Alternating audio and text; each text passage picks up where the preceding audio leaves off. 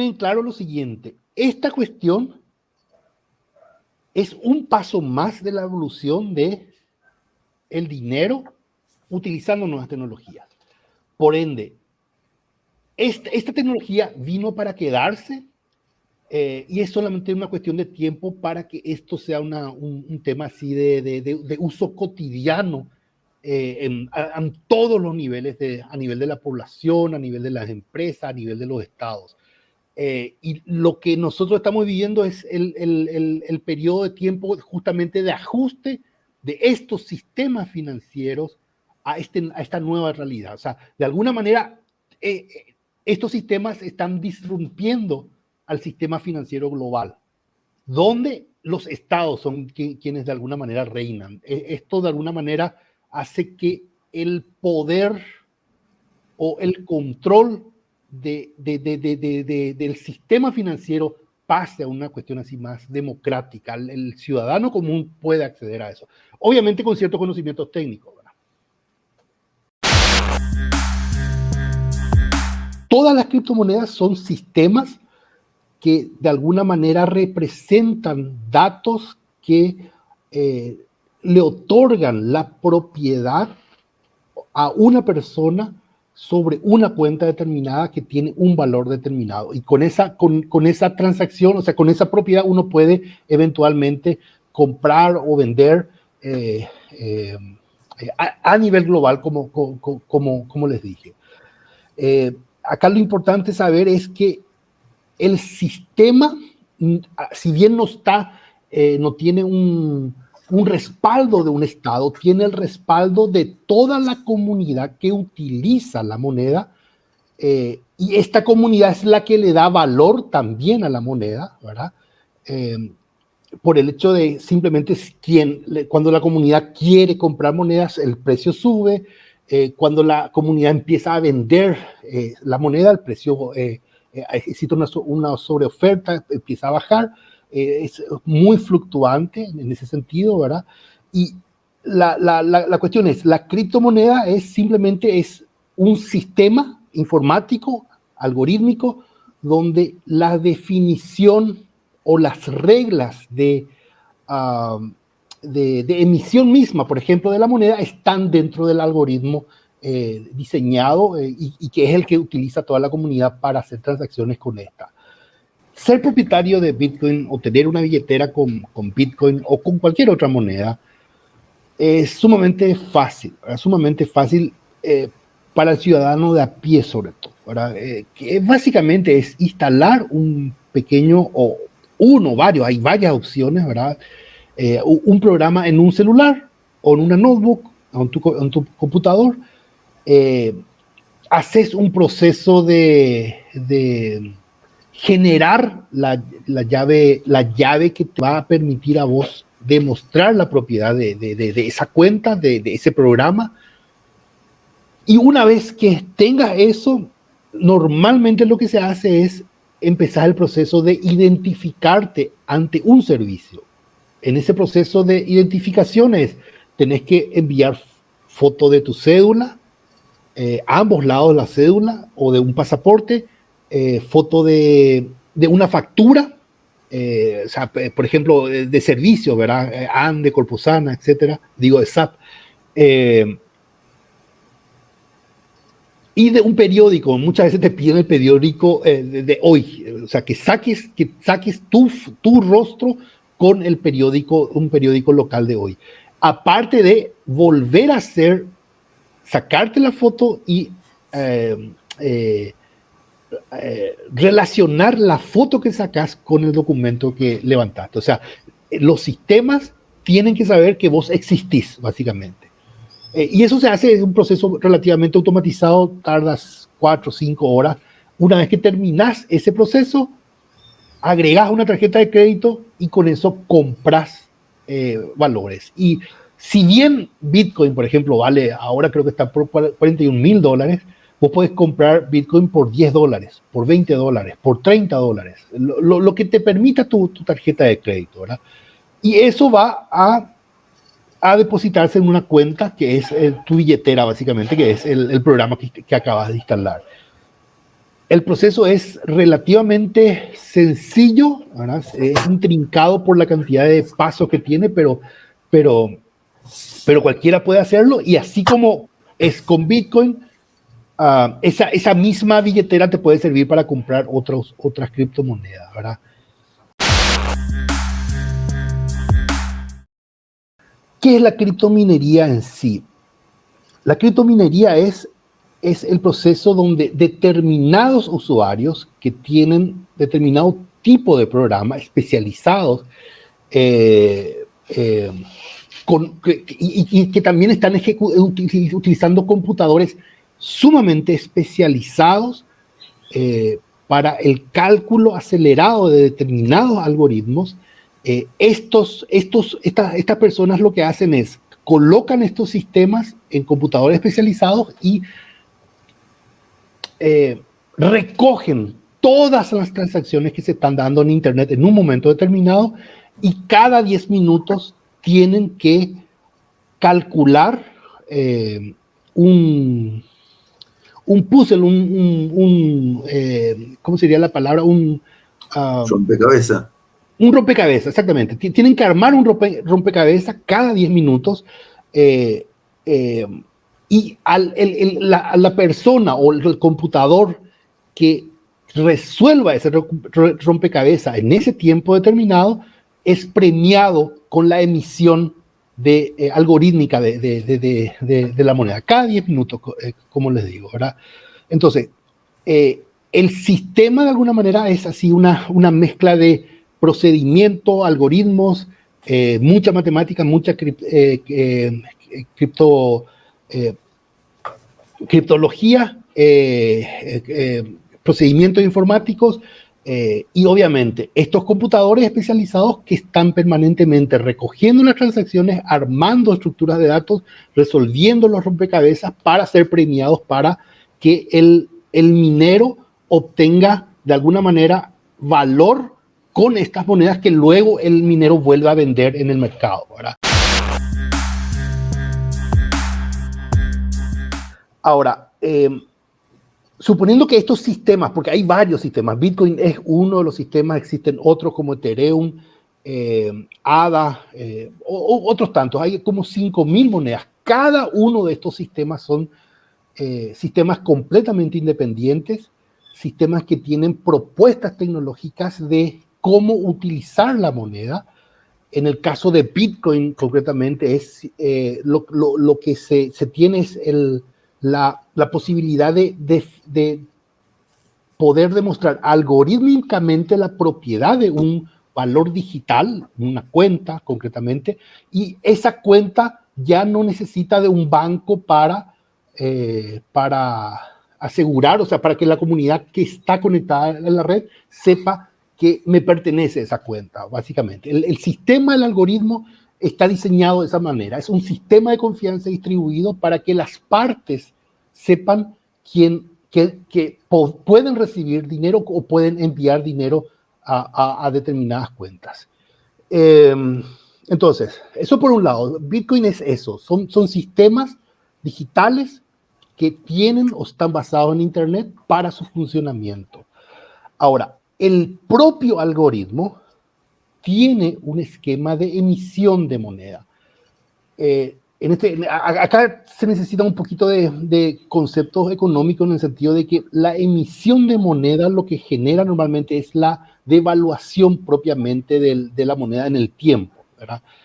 Un guaraní de hace 10 años tiene mucho más valor que el guaraní de hoy, por el hecho de que la inflación va subiendo a medida que pasa el tiempo, ¿verdad?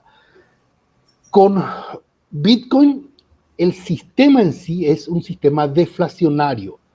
¿Eso qué significa? Que algorítmicamente está programado que va a haber 21 millones de Bitcoin desde 2009, cuando empezó la primera emisión, hasta el 2040, donde se va a emitir el último Bitcoin.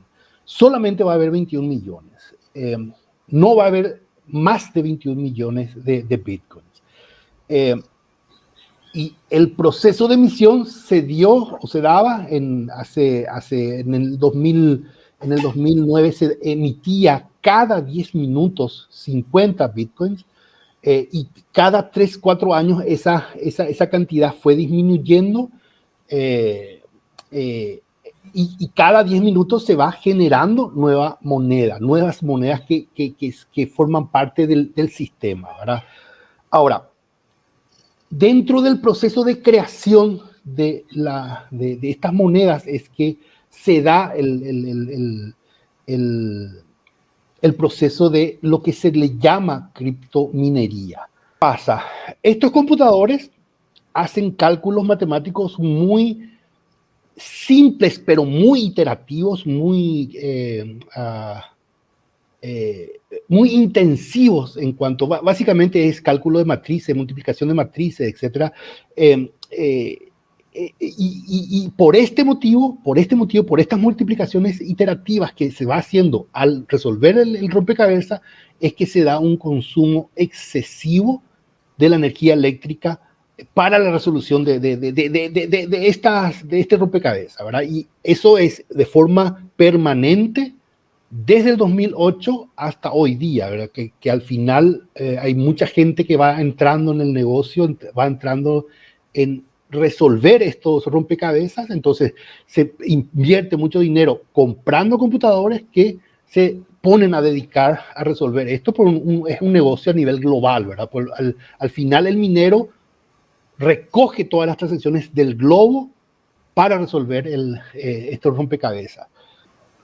La propuesta que tiene Bitcoin para la validación de las transacciones o para la confirmación de las transacciones en el tiempo es lo que se llama proof of work. Sería prueba de trabajo traducido al castellano.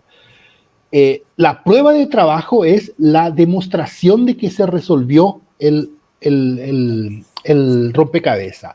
Ahora, como les dije, esto es electrointensivo en el sentido de que consume mucha potencia de cálculo para hacer estas multiplicaciones de matrices, consume mucha energía eléctrica para hacer estos cálculos. Ahora, existen otros algoritmos que no utilizan este método o este algoritmo para la resolución de las transacciones. Se usan proof of stake, que sería prueba de tener monedas. Simplemente es por tener monedas uno puede resolver el rompecabezas y no es necesario esta iteración intensiva de cálculo para la resolución de las validaciones. Entonces, de hecho, existen otras monedas, por decirlo, la segunda o la tercera moneda en importancia en cuanto a movimiento, una moneda que se llama Ethereum, hoy por hoy está utilizando Proof of Work, así como Bitcoin. Es decir, Ethereum también consume mucha energía eléctrica para las transacciones que se dan en el globo. Ahora, el proyecto en sí, el proyecto Ethereum, al darse cuenta de que es muy costoso el consumo eléctrico, que tiene un impacto social y global grande, ellos decidieron este año cambiar a otros algoritmos donde no se necesite mucha energía eléctrica. O sea, la evolución aparentemente en las criptomonedas en general es la de ir desechando la prueba de trabajo como un algoritmo de utilización o como un algoritmo de validación de las transacciones que se dan en la red. Por ende, yo creo que es una cuestión de tiempo, probablemente, para que Bitcoin de alguna manera saque o experimente con otros algoritmos que no sean electrointensivos para la validación de estas transacciones.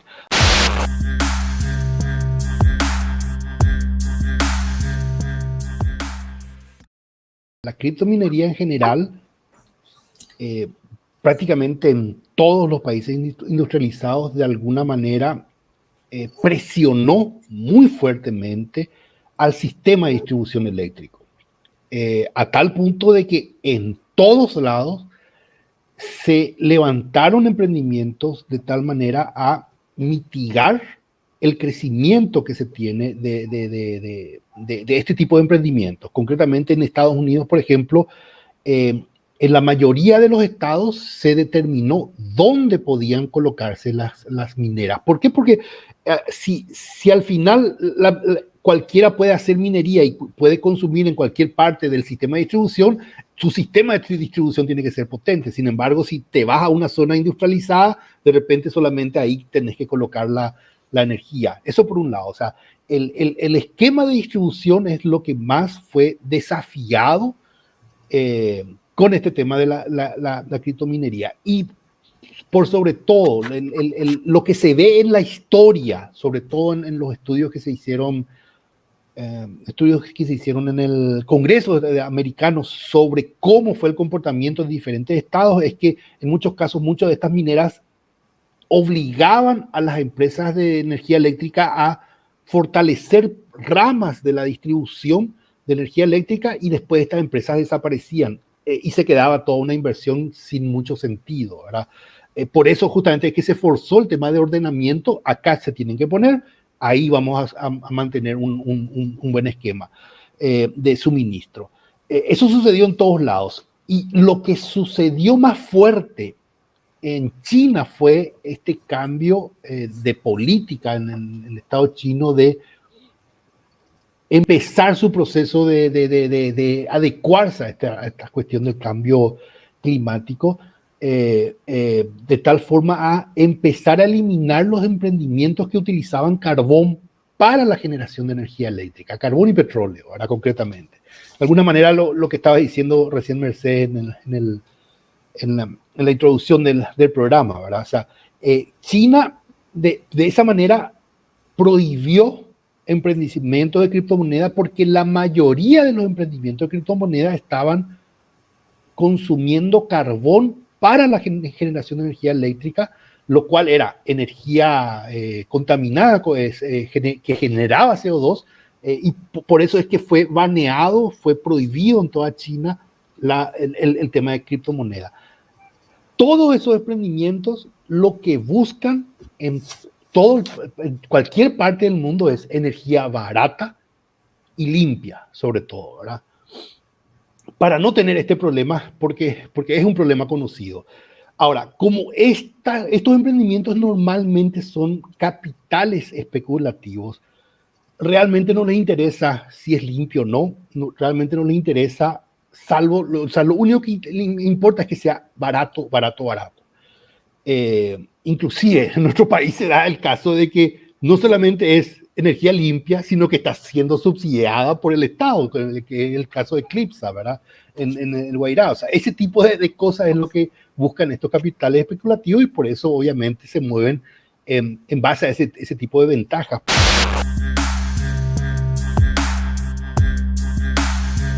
Suceden varias cosas, ¿verdad? Suceden varias cosas. Desde hace bastante tiempo.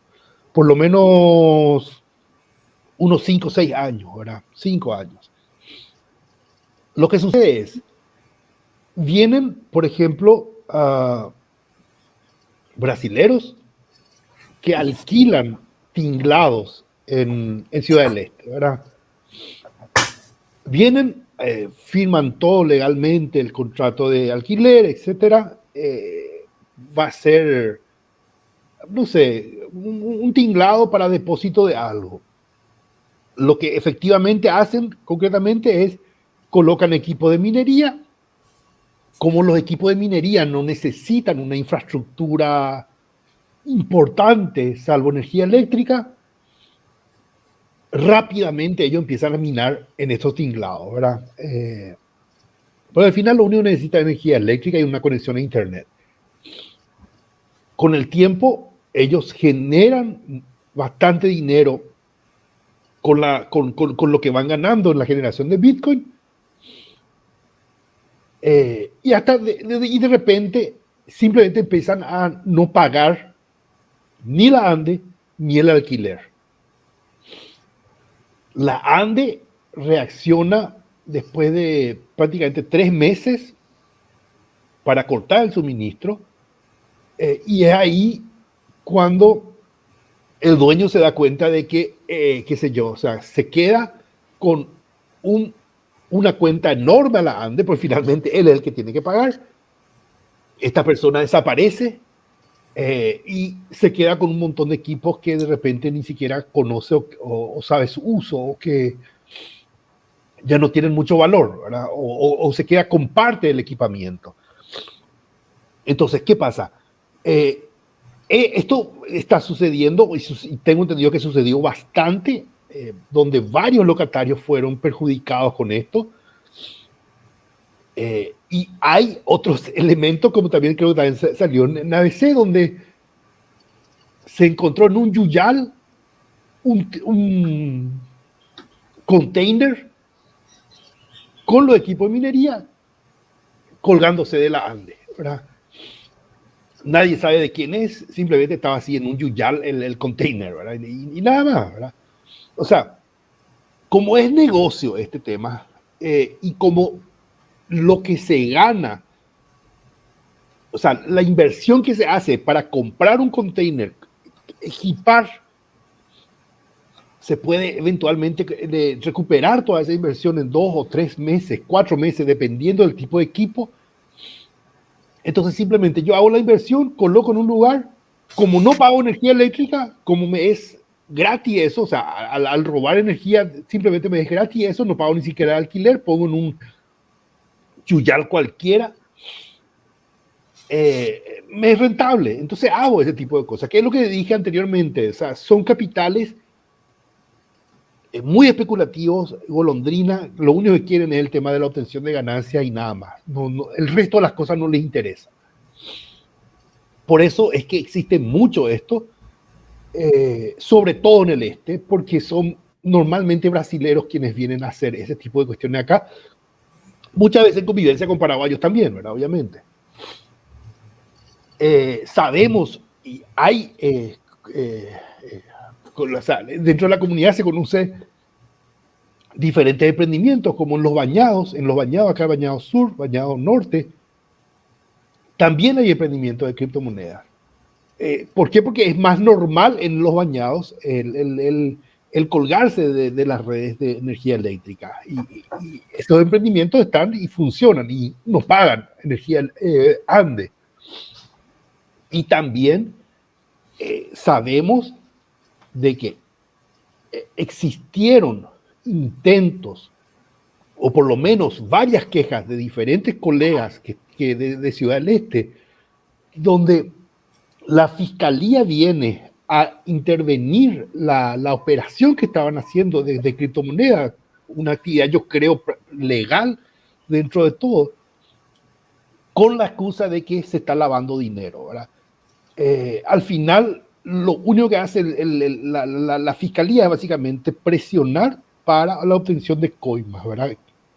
El caso luego se deshace simplemente una vez que uno haya pagado alguna prenda o el dinero que pide el fiscal, básicamente, ¿verdad? Hay varios casos de ese tipo en Ciudad del Este. Es lo que puedo decir respecto a lo que conozco, ¿verdad? Ahora, por lo menos hacia Asunción, yo no conozco casos. Son más los casos que hay en Ciudad del Este y Hernandaria respecto a este tipo de comportamiento de diferentes actores, ¿verdad?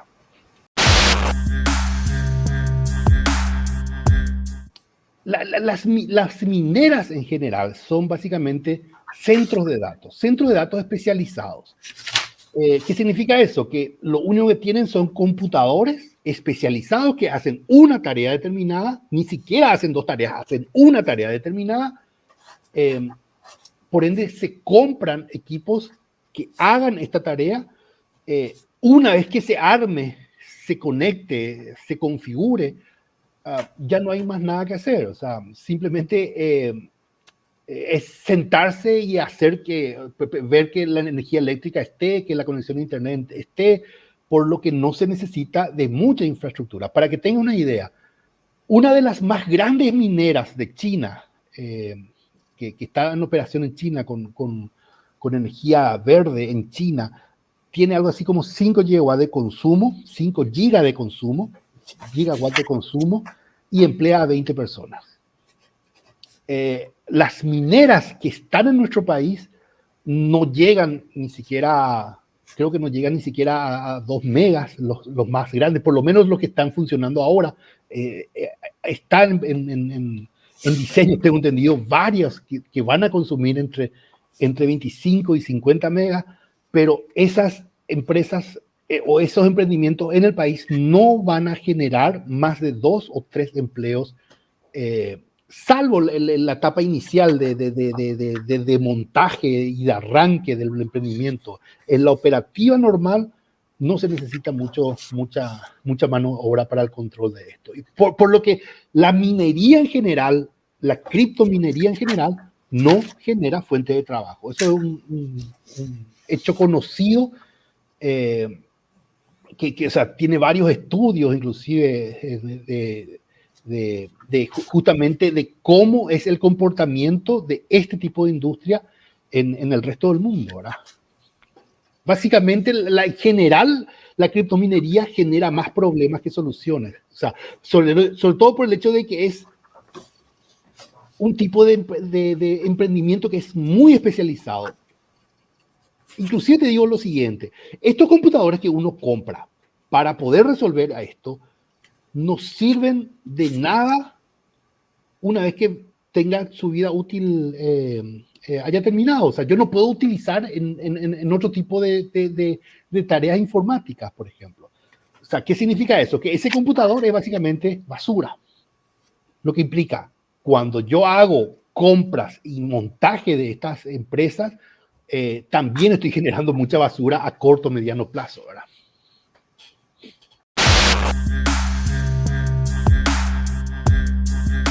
Respecto al fraude, mira, Internet en general está plagado, pero plagado de emprendimientos que buscan o robarte dinero, o robarte datos, o robarte la identidad, básicamente, ¿verdad?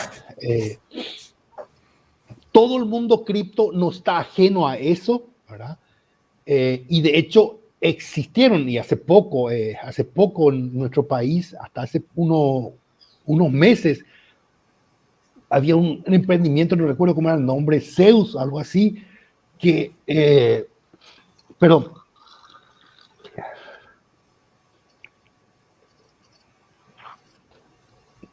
es una empresa argentina, básicamente, que se dedicaba a estafar gente, que se dedicaba a levantar un esquema piramidal, básicamente, ¿verdad? Entonces, sí, hay mucho fraude, hay muchos emprendimientos que usan la terminología de la criptomoneda, pero no están relacionados con ninguno de los emprendimientos de criptomonedas, que buscan gente incauta que quiera o que pueda entregar o regalar su dinero, pues básicamente son engaños muy bien diseñados para hacer estos esquemas piramidales, ¿verdad?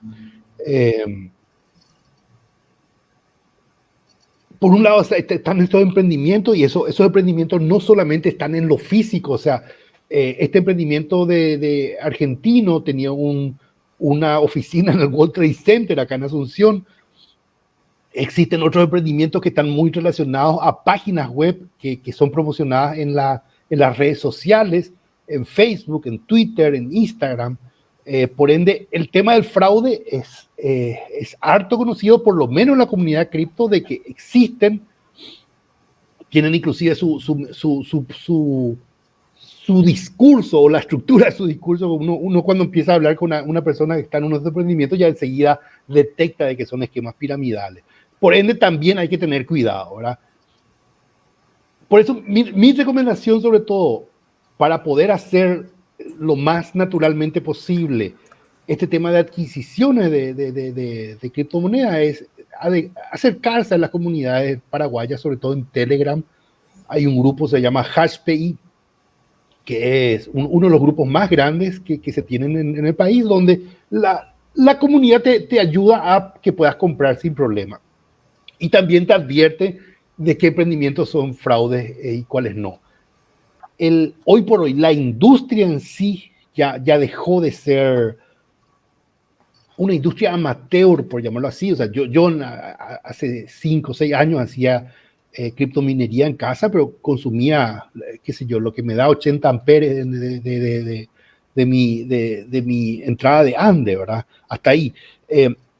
Pero el capital que hace criptominería es un capital puramente golondrina, como le llaman, y totalmente especulativo. Entonces, simplemente busca ventajas, no importa si es que se destruye el ambiente, con tal de que puedan operar en un rango, en un tiempo determinado, para llevar todos los beneficios, porque finalmente no generan empleo ni nada por el estilo, ¿verdad? Y por otro lado, lo referente al tema de delincuencia. La cuestión es la siguiente. Cualquier instrumento tecnológico, yo creo que de alguna manera es posible que pueda ser utilizado por la delincuencia. Bitcoin es uno de estos elementos de tecnología que es utilizado mínimamente por el tema de delincuencia, mínimamente por los estudios que se tienen. Fíjate, por ejemplo, o sea, en todas las monedas están siendo utilizadas por la delincuencia. O sea, cuando uno ve un secuestro, te piden el pago en dólares o en guaraníes, pero no en criptomonedas, ¿verdad? Quienes están aparentemente traficando más fuertemente con el tema de cripto son países como Corea del Norte, son quienes están financiando de alguna manera el Estado con el robo de criptomonedas, básicamente, ¿verdad? Pero en general, con los estudios por lo menos que están públicos en la red, el porcentaje tanto así de delincuencia, venta de drogas, etcétera, con criptomonedas es básicamente mínimo, menos del 1% de las transacciones que se tienen hoy por hoy. Por lo menos eso es lo que se sabe, y la forma en cómo el resto del mundo, sobre todo los países de primer mundo, han reaccionado para que justamente la delincuencia no reine dentro de este mundo y no sea un sistema de blanqueo de capitales, básicamente, lo que hizo es regular los puntos de ingreso o de cambio, de intercambio entre los valores de criptomonedas y los valores de qué sé yo, de monedas representadas o backupeadas por los estados, ¿verdad? ¿Qué significa esto? O sea, lo que se está armando ahora es no solamente eso, el hecho de que en Corea del Sur, en Irlanda, en Estados Unidos, en Inglaterra, donde están los puntos de compra-venta de estas criptomonedas, estas empresas tienen muy, muy fuerte regulación a tal punto de que vos tenés que identificarte,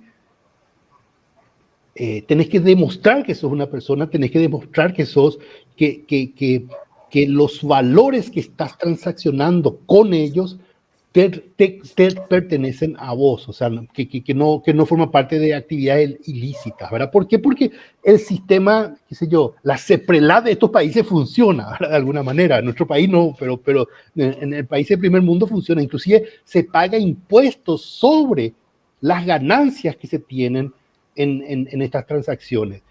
Entonces, de alguna manera, se están levantando en los últimos 5 años diferentes controles en los puntos de entrada y salida de valor o de dinero de estos sistemas, y lo que probablemente falte, y que yo creo que se va a hacer en los próximos 5 o 10 años, es justamente la convergencia de estos CEPRELAT de diferentes países para el control más fino de la cuestión. Y hay una cosa que hay que tener claro. hay que tener claro. El Bitcoin, por ejemplo, solamente analizando el Bitcoin es un sistema de confianza, como te digo. Para ser un sistema de confianza, los datos de todas las transacciones que se dan en el globo están expuestos a disposición de todo el mundo. ¿Eso qué significa? Que la transparencia en las transacciones es absoluta, absoluta. Uno sabe cuándo un Bitcoin salió de una cuenta y cuál es el proceso de paseo en todas las otras cuentas que se dieron. Cualquiera puede ver, cualquiera puede analizarlo. ¿Eso qué significa? Que yo tengo trazabilidad. Entonces, si yo soy delincuente, probablemente no voy a querer eso. Entonces, estos sistemas no es que se están muy... no es que los delincuentes están enamorados de este sistema. Hay ciertos esquemas en que eventualmente se puede utilizar para delinquir, pero de alguna manera, con los controles que están haciendo los estados, esto se está minimizando brutalmente, sobre todo en los últimos 5 años. Y con lo que se viene, yo creo que de alguna manera también se va a poder hacer mucho más limpio todas las transacciones que se hacen en la red.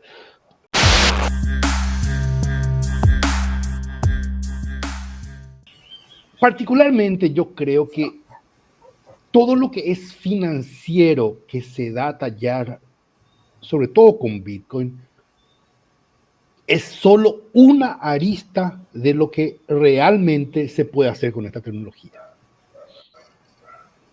Y de hecho ya existen otros proyectos donde se está experimentando otros esquemas o otras aristas de lo que permite esta tecnología. Y concretamente me voy a referir a lo siguiente. Por ejemplo, Ethereum. Ethereum es una moneda como Bitcoin. ¿No? Simplemente tiene otro algoritmo, otro esquema, otro sistema, pero es como Bitcoin. Ahora, adicionalmente al hecho de que tiene valor esa moneda, se pueden crear con ese sistema lo que se da a llamar contratos inteligentes. ¿Eso qué significa? Que las páginas web que uno desarrolla, que uno tiene, que uno puede desplegar en Internet, pueden tener determinados contratos inteligentes de tal manera a que, por ejemplo, el sistema en sí ya haga pagos o genere o permita acciones a una persona de tal manera poder vender servicios en Internet. Con los contratos inteligentes se pueden hacer cuestiones tan alucinantes como las organizaciones autónomas distribuidas. Las organizaciones que hoy conocemos son organizaciones jerárquicas.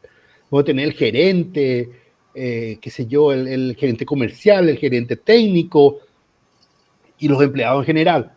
Hoy por hoy se está experimentando con organizaciones globales donde se practica básicamente la democracia directa utilizando estos sistemas.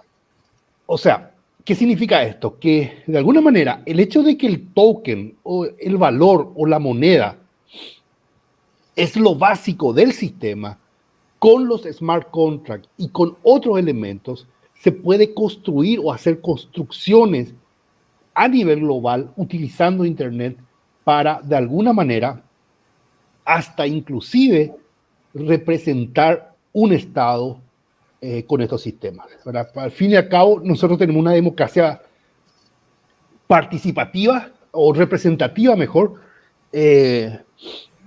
donde tenemos representantes que representan nuestra voluntad, pero con estos sistemas uno puede tener una democracia directa sin esas capas del legislativo, por ejemplo.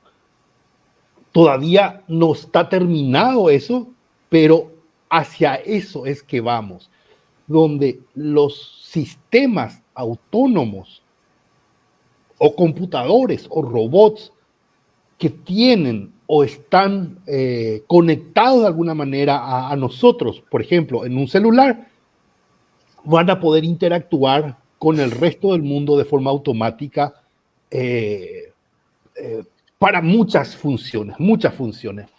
Cuestiones como las que se vienen, Internet de las cosas. ¿Qué es Internet de las cosas? Internet de las cosas es donde todos los dispositivos van a tener que conectarse a Internet o de alguna manera van a conectarse a Internet. Por ejemplo, tu heladera. Cuando vos consumís ya el yogur de la heladera sabe que vos sacaste el yogur.